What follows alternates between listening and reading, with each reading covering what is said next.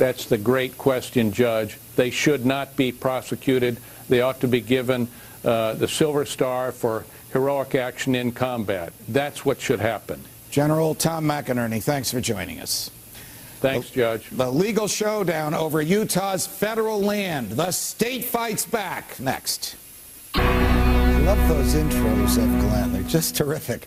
A legal showdown is brewing out west over states' rights, with Utah Governor Gary Herbert authorizing the state use of eminent domain to seize the federal government's most valuable real estate. Now remember, eminent domain is the right of the government to take private property for public use. But this will be the first time in American history that a state is able to lay claim to federal land in this way. Supporters now hope this legislation triggers similar bills throughout the West. Here's Utah State Representative Carl Wimmer. He's a co-founder of the National Patrick Henry Caucus.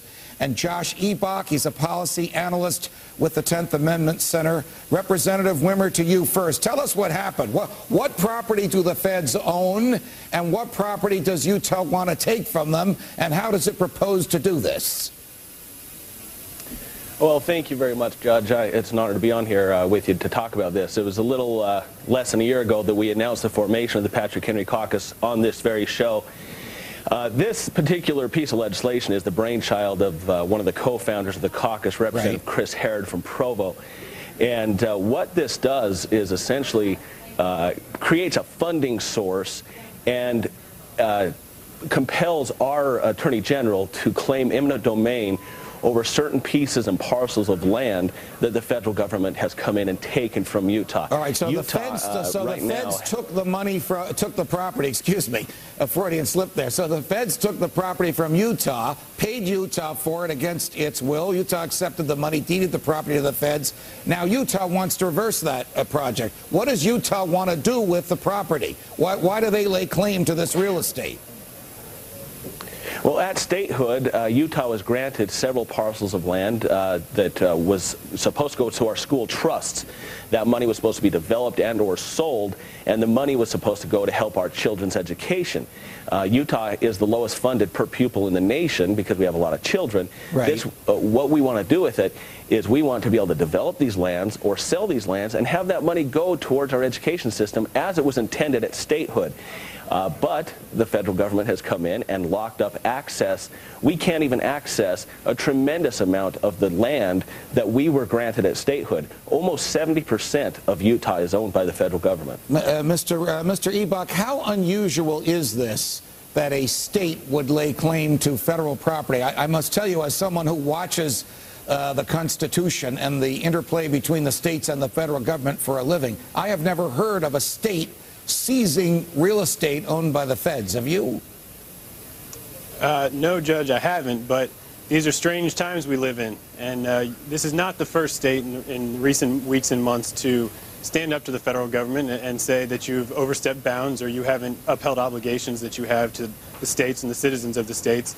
And we're at the 10th Amendment Center, we're very much in favor of states doing this kind of thing to push back. Representative Wimmer, we're going to put on the screen a map of the western part of the United States. Now, if you start with California, you go to Nevada, and then you go to Utah. The red shows how much of the state of Utah is already owned by the federal government. Now, I know you can't see this from where you are, but it looks to me like it's 80 or 90% of the state of Utah is owned by the feds. What do they do with this real estate? What is it? They do nothing with it. That's the problem. Right now, back in the 90s when they came in and commandeered the Grand Staircase Escalante under the Clinton administration, they locked up $1 trillion worth of natural resources, clean coal and natural gas. They continue to do the same thing, and Secretary Salazar has said that they're looking to create some more national monuments here in Utah. It's 70% of the land in Utah is owned right now, and it is high time that we've started fighting back and that we take this to court and find out who indeed is the sovereign. Is it the state that is set up to protect the sovereign people, or is it the federal government?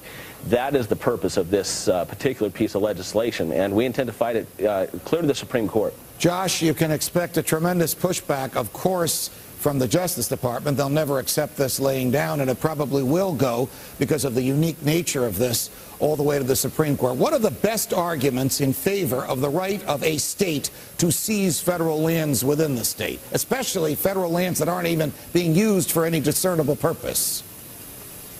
I would have to say that the best argument in favor of the state making use of its own resources is the fact that the states created the federal government as a common agent to take care of their mutual needs. And if the federal government is monopolizing property that the states could use for their citizens, for their own freedom and their prosperity, and they're not able to make use of that property in a way that they would like to, that they should turn to the federal government and say that you're not upholding your obligations under the Constitution. And as such, we're going to take this land back and use it in a way that does benefit our citizens and does protect their rights. Representative Wimmer, I guess you're going to need a battle chest for this one. You know that the feds will resist this to the hilt. Absolutely. Here we are suing the federal government in federal court to get them to overturn federal decisions. No doubt it's an uphill battle, but we know that under Article 1, Section 8, Clause 17, which is the enclave clause, if the federal government is going to take land from the state, they have to coordinate that with the state legislature and get their approval. We've never given it. We've never given it, and we're not going to give it. And they have to put the land to some discernible public use, which they haven't. Gentlemen, thanks very much for joining us. That's correct. You thought the economy was hurting now? Wait till health care costs kick in. We'll examine them next. While the Democrats were celebrating health care reform becoming a law, not much was being said about the student loan provision, which was tucked away in the bill. Not only will your prescription drug coverage change, but the government will now distribute student loans, cutting out private lenders. Meanwhile, two more companies came forward today saying the president's health care reform is causing huge write-downs. Joining me now is Michael Cannon, Director of Health Policy Studies at the Cato Institute, and my good friend and Fox colleague David Asman, host of America's Nightly Scoreboard, seen at 7 p.m. on the Fox Business Network. As Neil Cavuto would say, if you don't have the Fox Business Network, you should. Demand it! Okay, we start with you, David. What kind of sense does it make in the midst of health care reform for the government with no debate and no serious consideration to restructure student loans? The reason there was no debate, the reason it was put into this bill, because it wouldn't have survived as a standalone bill. This is the takeover by the federal government of the student. This is the public option. They say the public option wasn't in health care. Well, it was. This is a public option for student. And the worst thing about the student loan program, it doesn't work. It was initiated originally in 1965 to bring down the cost of college education. Ask anybody out there, except somebody who has 100% loan guarantee, how much it's brought down the cost of college education. Michael, where will the money come from to fund all of this stuff? If the Congress says to the state of Florida, for example, we just had Attorney General Bill McCollum on, come up with $1 billion that you don't have, are states actually going to raise taxes and actually spend their money the way the feds tell them on this? The money's only going to come from one place, and that's from taxpayers. Now, they're going to try to hide the tax burden by making only some of it explicit in higher taxes. They've tried to hide some of it by forcing you to give a lot of money to insurance companies and by forcing your employer to take money out of your paycheck before you even see it. That's where the money for Obamacare is going to come from. And it's not just going to be $1 trillion over the next 10 years. Over the first 10 years of implementation of this law, it's going to be closer to $6 trillion. It's going to be the actual cost of this, and it's all going to come from the taxpayer. David, do you think that the government anticipates some sort of civil disobedience? I mean, for example, why in this bill, and I've never seen a bill that changes the law call for hiring of this magnitude, does it call for the hiring of 16,000 new IRS agents? That would increase the size of the IRS by 30%. Well, what's scary for me is not so much the fact that they are hiring these people as enforcers, but think of the IRS. The IRS is the one thing that in reverse of what you have dedicated your life to. You are guilty until proven innocent, according to the IRS. There are many businesses that have been closed down as a result of IRS investigations that turned out where the companies were innocent. But they can close you down before they prove that you're guilty, and that's going to be applied to all of us now. Michael, are you surprised that the government is upset that corporations like AT&T and Caterpillar and John Deere have said immediately, before the ink was even dry when the president signed this into law, we're losing, in the case of AT&T, $1 billion. In the case of John Deere, $150 million. The SEC requires us to reveal these likely losses. Are you surprised that these companies are coming to these conclusions? Not at all. This really highlights why the Obama health plan is going to cost more than was projected, but not for the reasons that most Republicans and conservatives are saying. What these corporations are complaining about is they're actually losing a form of corporate welfare.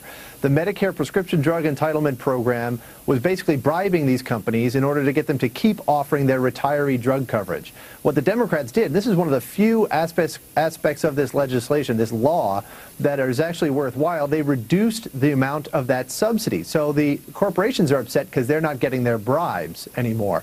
Now that is actually going to push their stock prices in the right direction.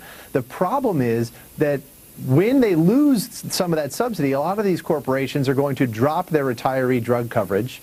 Those people, those retirees, are going to go into the Medicare Part D program, where it's going to cost even more to provide them drug coverage than it's costing the government right now.